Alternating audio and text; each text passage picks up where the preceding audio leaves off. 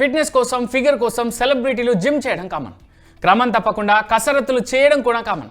Early morning టైంలో trendy and fashionable gym క్లోత్స్లో famous gym సెంటర్ల ముందు కనిపించడం కూడా కామన్. కానీ ఇప్పుడు ఇదే కామన్ థింగ్ రకుల్కు తలనొప్పిగా మారింది. తన ఫ్యాన్సే తనను అర్థం చేసుకోకుండా కామెంట్ చేస్తుండడంతో ఆమెకు పట్టరంత కోపం వస్తోంది. ఇక అసలు విషయం ఏంటంటే, ఫిట్నెస్ ఫ్రీక్ అయిన రకుల్ ప్రీత్ సింగ్ తను చేసే హెవీ వర్కౌట్స్ వల్ల 0 సైజ్కు వెళ్ళిపోయింది. అదే సైజ్ను మెయింటైన్ చేస్తూ వస్తోంది.